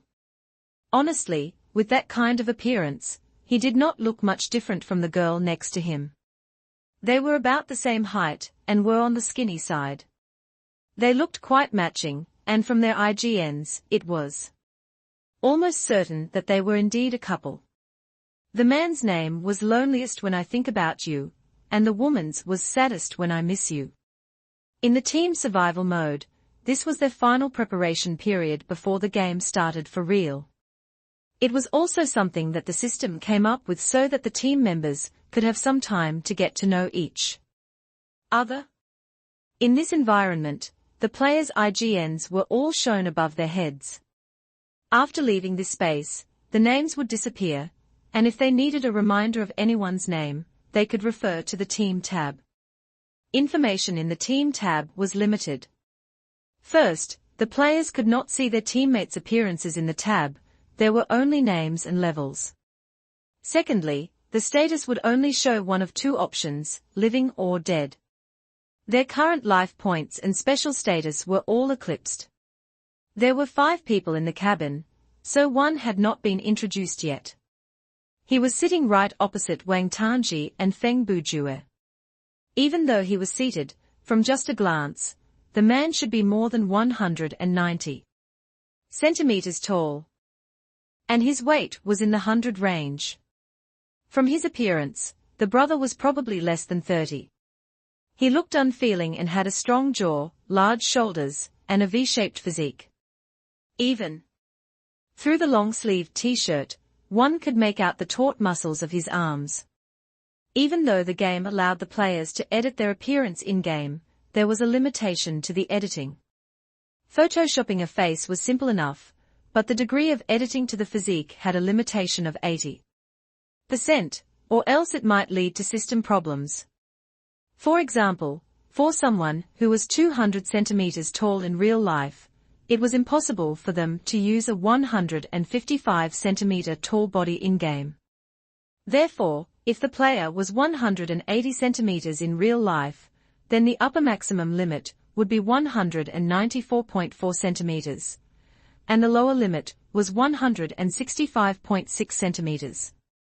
Those who weighed 60 kilograms would have around 4.8 kilograms to work with, going up or down. Furthermore, the correction of physical ratios was a very vague concept. For example, one could flatten a beer belly, but one could not turn it into a washboard abs. Therefore, the issue of faces aside, this large man in real life was almost certainly also a large man. Plus, there was the possibility that he did not even edit his appearance. After meeting Feng Bujue and Wang Tanji's eyes, the large man spoke first. "Let me introduce myself." He patted his chest. "Long Almin, just reached level 10. "I guessed as much, nice to you meet," Feng Bujue answered. "Big brother, is the part before your name also a part of your IGN?" Wang Tanji asked with curiosity. "Does the system allow you to create such a long IGN?" "Oh, that's my title. You'll get it after level 10. It's given by the system," Long Almin answered. The name above his head was the intrepid charger, Long Almin. Feng Bujue had obviously read about that setting, which was why he said, "I guessed as much. You look so impressive." Wang Tanji sighed with his two eyes shining. "What do you mean by look?" Feng Bujue said in a serious tone. "He is very impressive." "Ha ha ha. You flatter me. I've just been playing the game for a while." Long Almin laughed. What Feng Bujue had said obviously matched his taste. "Brother Long, you are too humble. Just from one glance, I know that you are an impressive character." Feng Bujue directly referred to the guy as Brother Long. It sounded like he had a sincere admiration for the man. When he saw the man, it felt like he saw an emperor appearing in-game. Feng Bujue then turned his head around to address the couple. "Nice to meet you." "Oh, hi there." The two answered casually like they did not really care about the other three people in the same space. In the next few minutes, Feng Bujue chatted with Long Almin about his experience in the game, and Wang Tanji joined in whenever he could. This was the first day of the closed beta, and everyone was still a newbie, so there was plenty of information to share. Long Almin should not have been called Long Almin, but very earnest because he was very earnest. He was sincere toward others and very candid. One could hear the genuineness in his voice, see it in his actions, and even feel it radiating off him. The opinion that he provided was heartfelt, and did not have any attitude before Wang Tanji and Feng Bujue, because they were lower level than him. On the other hand, the couple kept to themselves. They whispered and canoodled, completely immersed in their own world. What about the game not allowing overly affectionate behavior? The game did not allow harassment, but when all parties were willing, the system would condone it. Of course, they had not done anything too salacious, at most just some stolen kisses. In this society, the game would definitely bar them from going further.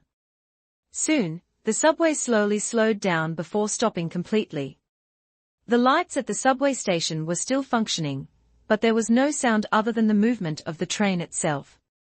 There was not even an announcement to say that they had arrived at the station. As the doors opened, the lights inside the train went off. Ms. Saddest shivered and softly squealed. Mr. Loneliest was also startled, but he did not squeal, his body only froze for a short moment. Ah! That scream came from Xiao Tan. After he finished screaming, Feng Bujue sighed. If not for the system, I really would stick this wrench down your throat. As he shook his head, he stepped off the train. Even though the lights inside the train had gone off, it was not that dark thanks to the lights from the platform. Wang Tanji was so heavily shamed by his girlish squeal. The young couple tossed him condescending look, while Long Amin tried his best to hold the laughter in. With quivering lips, he followed Feng Bujue out the train cabin. 10 seconds later, all 5 of them stood on the platform. Feng Bujue looked around and said, I'll go take a look at the driver's cabin. Maybe we can find the operator. I don't think you should go alone. Perhaps we should go together. Long Amin suggested. Oi, why are we looking for the operator? That is so troublesome and a waste of people's time. Don't we have a level 10 player here? We can just follow him all the way up to the surface. We'll just kill everything on the way. We'll definitely be able to cut our through to the end, Mr. Loneliest said. From the team tab, Feng Bujue noticed that Loneliest and Saddest were respectively level 7 and 6. In any case, their levels were higher than his and Xiao Tan's, so in a way, they had a greater say in team decisions. All right then. Feng Bujue agreed easily and then turned to ask Long Amin, what do you think, Brother Long? No problem, follow close behind me. If there's any situation that calls for combat, just try to help. Long Amin gave his promise readily. Then he walked onto the escalator. Come with me. He pulled out a shield from his backpack and equipped it on his right arm. Brother Ju, what's going on? Wang Tanji whispered to Feng Bujue. He was familiar with the man. Brother Ju was not someone who would change his mind due to a single counter-argument by others. Furthermore, the suggestion by Mr. Loneliest was not only dumb, it was highly dangerous. It's nothing. I also think that the chance of finding an operator is low. I just wanted to double-check, Feng Bujue whispered back the answer. But since there was dissent, then there was no need to start conflict over such a small matter. Eventually, they reached the end of the escalator, but they were still underground. To move to the surface, they needed to climb up another floor. After exiting the escalator, a sign greeted them. It pointed toward the various exits and landmarks. But that was not important to them. They only needed to find the nearest exit and examine the current situation of the city. Right then, the system audio echoed in the team's ears. Main quest has been triggered. Chapter 18 First Multiplayer Scenario 2. After the notification given by the system audio, Feng Bujue went to check the game menu again. He noticed that the quest tab had been unlocked. This was also the first time that he had officially accepted a main quest. The previous scenarios, for both training and survival modes, had basically been conducted in enclosed buildings, and the scale of the scenario was very small. There was not much space for the plot to branch and expand, therefore, the system did not waste time to create side missions. However, the team survival mode was based in a large map with a high degree of freedom. Thus, the system had to come up with a main quest to guide the players to the ultimate goal, or else the players might not understand what to do. After expanding the quest tab, Feng Bujue saw a new window appear to cover up the game menu. The window explained the quest in more detail. The explanation for this main quest was simple: search the city for the demonic door. So, it's a fantasy-based scenario. Feng Bujue glanced at the quest details before closing the menu. But the city is so big. This is like finding a needle in a haystack. Wang Tanji sighed. The hint that the quest gave us shouldn't be the door, but the term demonic, Feng Bujue said as he wandered to an automatic ticket-selling machine.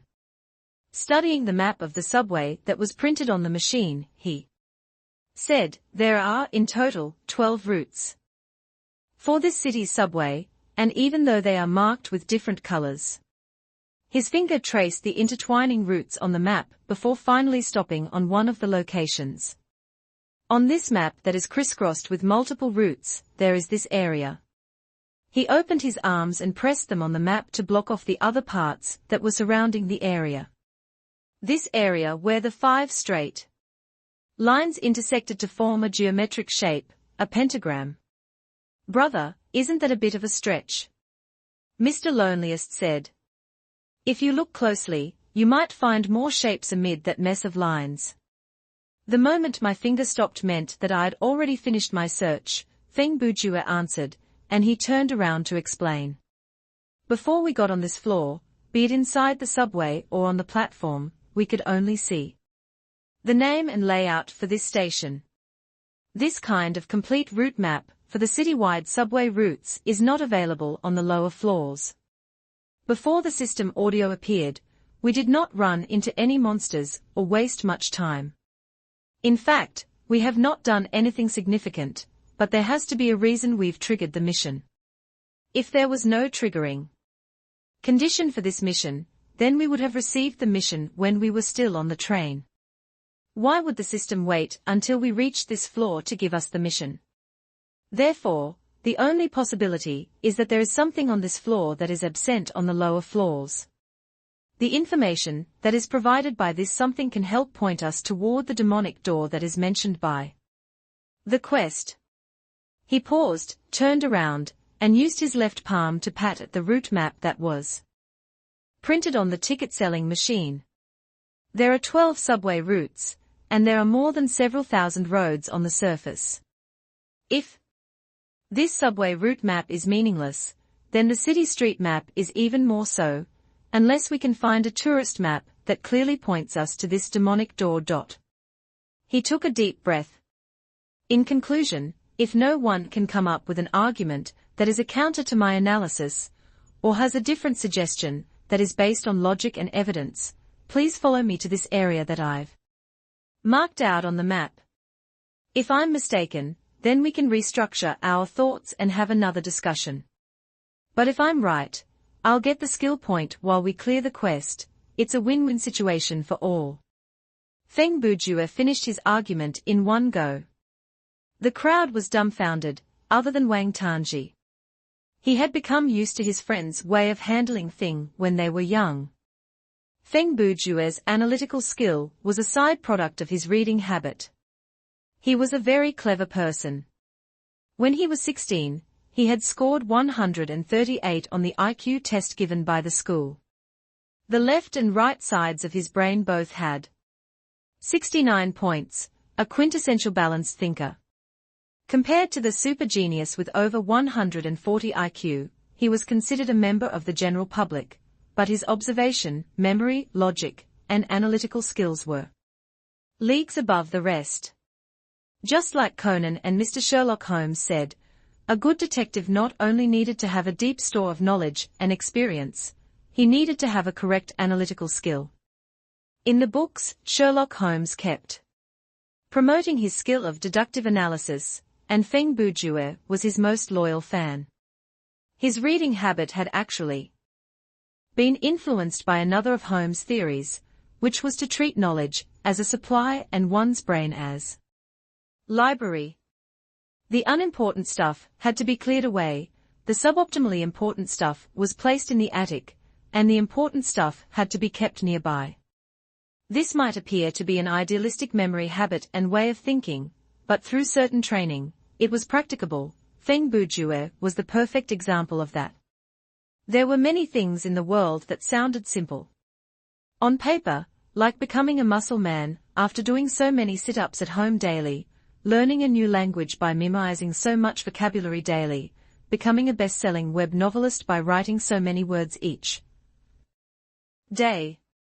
If there was a ranking to the thoughts that mankind used to hypnotize themselves, these would be at the top of the ranking.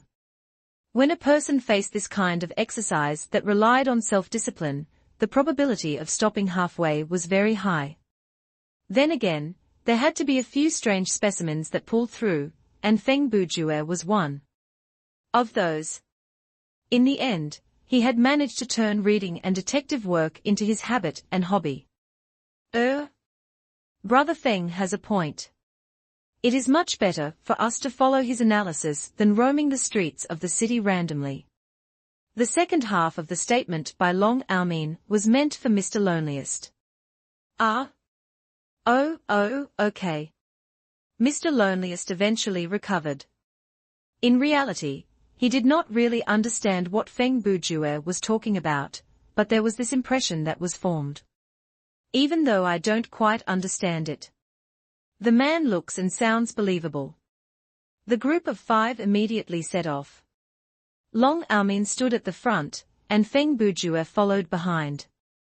Him to tell him which exit to use to get back to the surface, and then to provide him with a general direction. After passing a wide corridor, Feng Bujue noticed something akin to an Easter egg. Amid the advertisement flyers that were stuck to street, there was one that advertised the game, Thriller Paradise.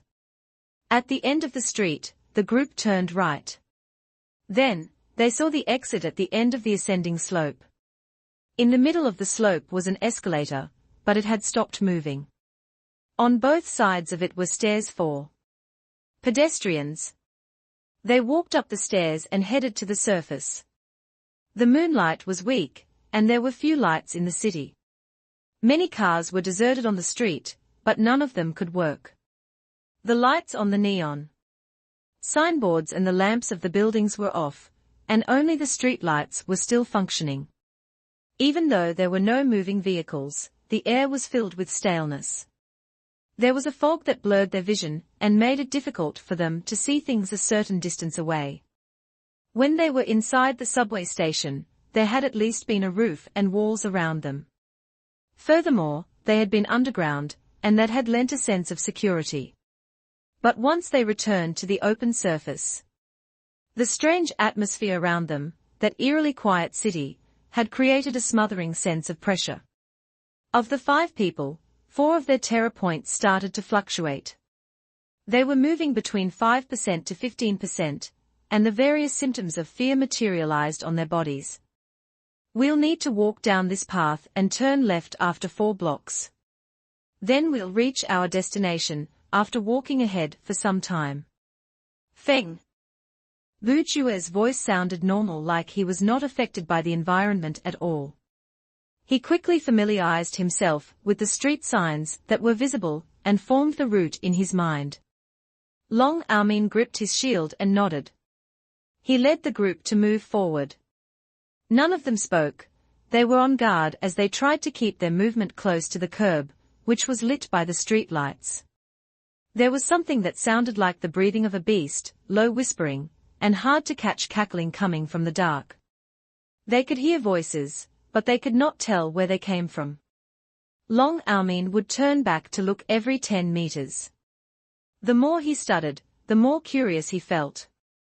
By the way, Brother Feng, you should be involved in some kind of high-risk career in real life, right? Long Almin asked. Through his journey to level 10, he really had not met a player like Feng Bujue before.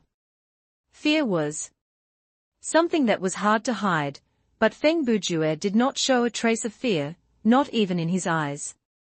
Therefore, he was not pretending to be unfazed, he was truly fearless. Based on his sharp analysis from before, Long Almin even suspected that Feng Bujue might be some kind of special ops officer in real life. I'm an artist, Feng Bujue answered casually, like he was telling the truth. Wang Tanji was too lazy to poke through his lies. Based on his knowledge, Feng Bujue would only give 2 answers if asked about his job, artist or a great scribe. Neither was close to the truth. Long Almin was not expecting that answer, and he did not know how to reply, but Mr. Loneliest jumped in. What kind of person refers to themselves an artist? Then allow me to rephrase, Feng Bujue said. I am someone working in the arts who possess a great eye for beauty and skill to create wonderful pieces of artistry. That is merely an explanation of the term artist. Well, compared to calling myself an artist, doesn't that sound more humbling? What? You only sound cockier, okay. Miss Sadis chuckled. Mr. Loneliest pouted and complained to her, "If he did not act like this, do you think I'd say these things?" Right then, Feng Bujue suddenly stopped moving and retrieved Mario's wrench from his backpack. We've just loosened the atmosphere, and the troublesome thing has arrived." Long Almin saw the two shadows flickering in the dark the same time as Feng Bujue did. He had only seen the shape of them and had no idea what they were, but he was 80% confident that they were hostile monsters. Based on the size and shape, they looked like deformed babies. Their arms are small scythes, and they move fast. In terms of numbers, there should be more than one. Feng Bujue described them plainly and moved toward the darkness while holding his wrench. At the time, he had no idea that when he said those words, his sleuthing mastery activated. Chapter 19 First Multiplayer Scenario 3 1, 2, 3. Just 5 of them. Feng Bujue counted as he headed to the middle of the street, away from the brighter area. He jumped on the hood of a car and stood on its roof. Holding the wrench in one hand, he looked around him and kept his ears to the wind. Using himself as bait, he stood alone at this high location, which was slightly dark, to attract the attention of those strange babies. Wang Tanji took out his fruit knife and put on the equipment that he had obtained from his earlier solo survival mode, a black helmet. It looked rather untrustworthy, to be honest. He stood back to back with Long Almin. They did not stray far from the street light, and each watched one direction of the street carefully. Meanwhile, Mr. Loneliest and Ms. Saddest chose to deal with this the common way most couples in horror movies would. The girl hugged the man's arm while the man stood before the girl, typical suicidal positioning. The shadows moved down the street using the shadows of the buildings and the vehicles to hide their movement. These monsters moved fast, and they appeared in the light for at most 1 second before disappearing. Again. Feng Bujue stood quite far away from the light, and as expected, he was the first one to be assaulted. A monster baby bounced up from the ground and leaped up about 2 meters tall, as it tried to ambush Feng Bujue from behind. Its movement had been closely followed by Feng Bujue, so the ambush failed. The man turned around to see the monster baby. The monster's body was coppery green, and its face was extremely ugly. A row of uneven yellow teeth burst out of its lips, its arms were sharp scythes, and it had animalistic features under its knees. The ends of its legs were not feet but hooves. Feng Bujue had chosen to stand on the roof due to the consideration that the monsters were less than 1 meter tall.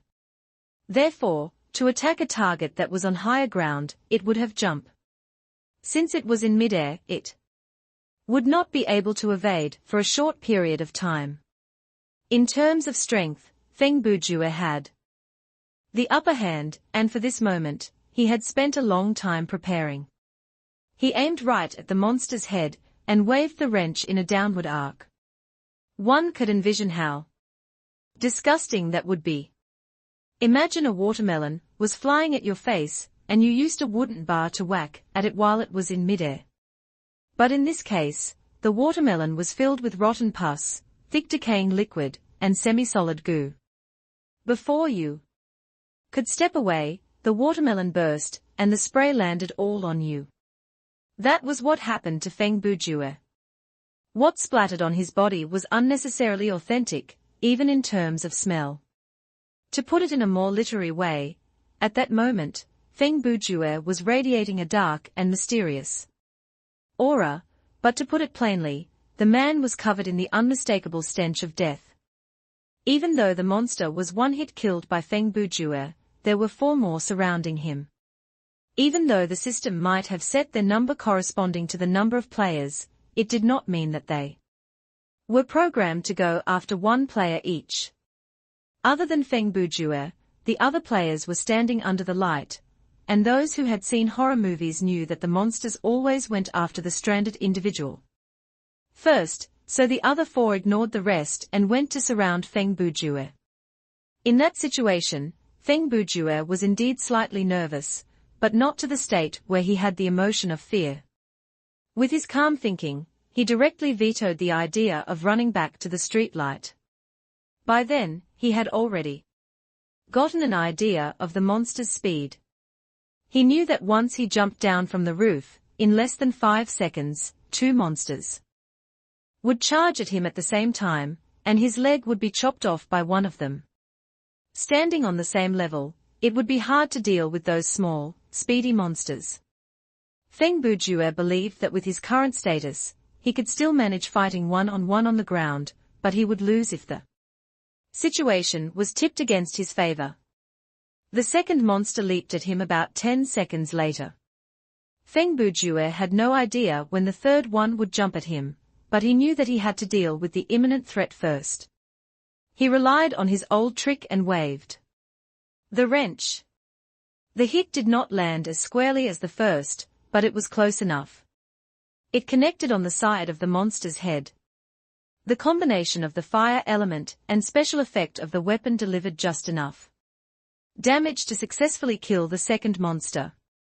The third wave of attacks started before Feng Bujue had the chance to pull back his arm.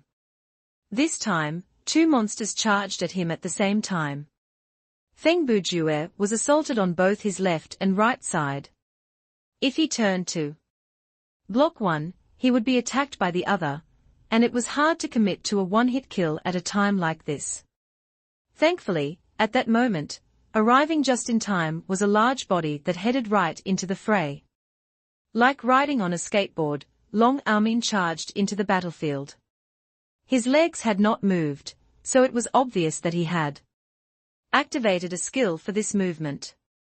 After all, the man was a level 10 character. He was exceptional in combat. Long Armin raised his shield and charged close to one of the monsters. He used the shield to knock it back. Then, he opened his arm and waved. Using the edge of the shield, he knocked into the other monster's waist to make it lose its balance in the air, causing it to careen from its original trajectory. Naturally, Feng Bujue would not give up on such a precious opportunity. With that 2-second opening, he reacted fast enough to grab the wrench and kill the monster with the injured waist. Once again, the blood and guts splashed over them.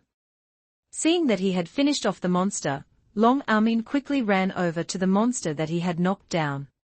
He bent his knees and slammed his shield into the creature. The monster had just landed from the shield's knockback. It did not have the chance to steady its feet when it saw a large man rush at him. It had no choice but to try to defend itself with its sharp arms.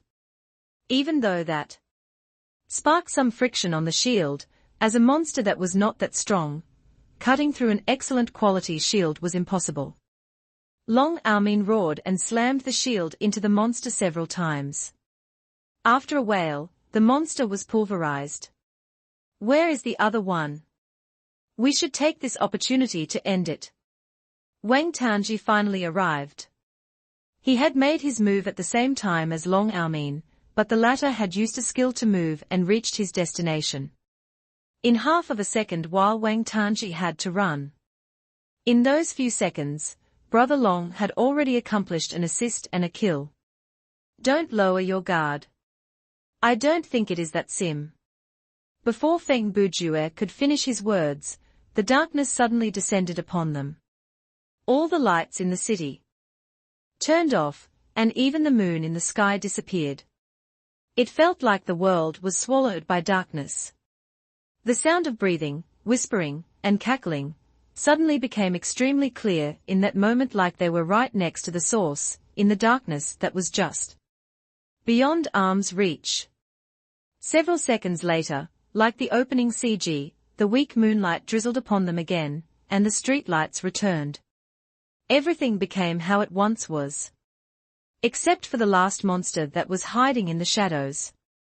After the strange ritual that welcomed the darkness, it experienced a drastic change. Chapter 21st Multiplayer Scenario 4. When the darkness first fell, Ms. Satis screamed in terror. In reality, Mr. Loneliest was spooked as well, but with his girlfriend hanging on his arm, he could not have started screaming. Thus, all he could do was put on a brave front and tell his girlfriend, "Don't worry, I'm here." However, the level 7 Mr. Loneliest did not even have a weapon to fight the monsters, and he was unable to save himself. He and Miss Saddest had been queuing for team training mode since level 1, and joined their first team survival mode when they reached level 5. The result was that they both died, but his contribution was slightly bigger than his girlfriend's, so when the other players cleared the scenario, Mr. Loneliest got a little more EXP. Then, they queued up for another team survival mode, and similar to before, they both perished in the scenario. That was why one was level 7, and the other was level 6, with no equipment and no skills. They were simply dead weight.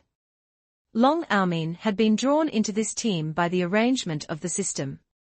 There were more than 100 players in the queue, so why this team of 5? That was because, after analyzing their earlier performance, the system categorized Mr. Loneliest and Ms. Saddest as weaker players. To help them along, the system had assigned the level 10 Long Almin, a stronger player, to the team. At the same time, the system had found 2 more players who were of a lower level, but showed great potential to keep the overall balance of the team. Thus, the group of 5 had been formed. Their total level was 33, and their average level was 6.6. So, the scenario that they were in had a difficulty of around level 6 or 7.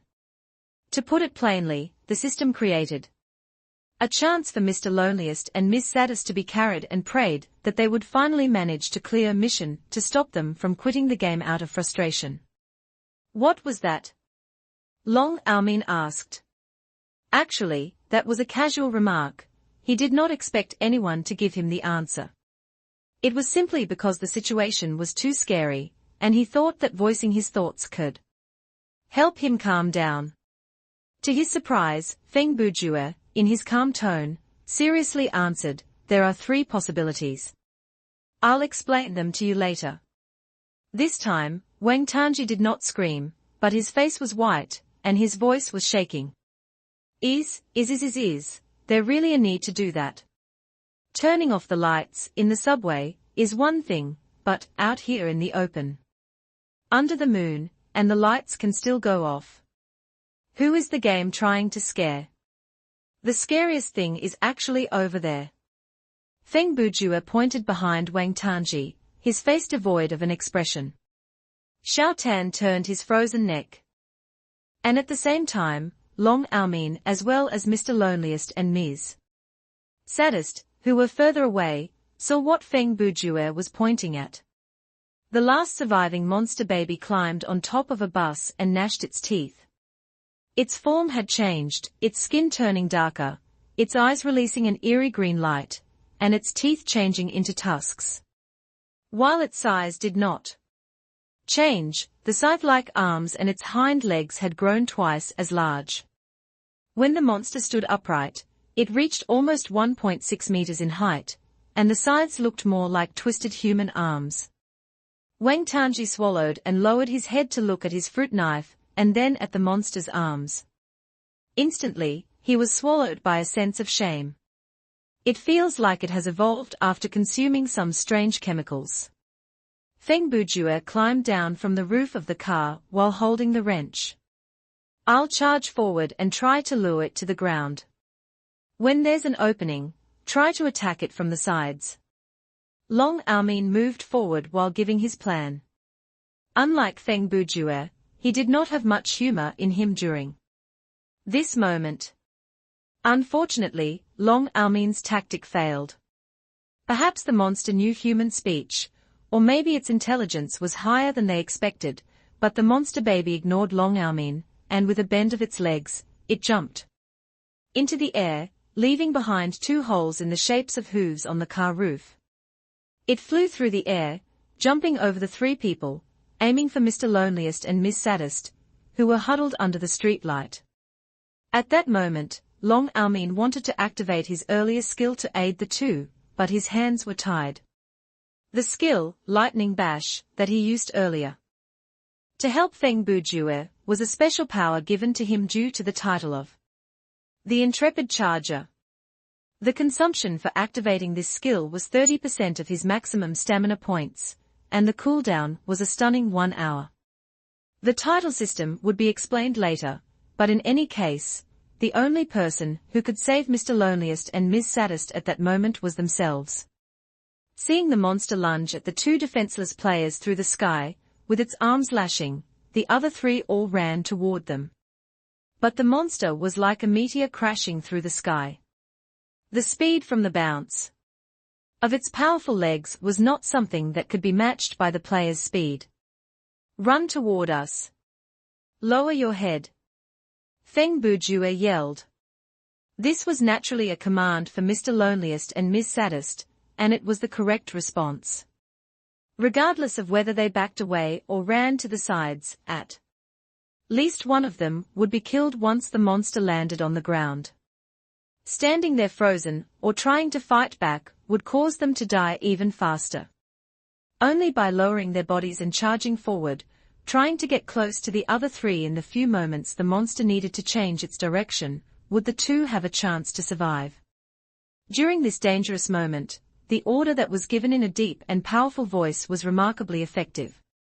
Those who were frozen in fear would often follow the orders given to them without thinking. As expected. After hearing that, Mr. Loneliest immediately grabbed Ms. Saddest, pushed her head down, and rolled forward. When the monster landed, the two just so happened to slide away underneath it and were standing behind it. The sides hit thin air, and that made the monster agitated. Its hooves stomped against the ground. It leaped and turned, using only 2 seconds to reach the escaping pair. But the monster was unlucky. By then, the large man had already arrived. With a jump, he leaped to stop the assault of the monster. A grey, metallic shield blocked the monster's way. The empowered scythes slashed against the shield and created metallic echoes. Unfortunately, its attacks only managed to create some sparks on the shield, it barely left a dent.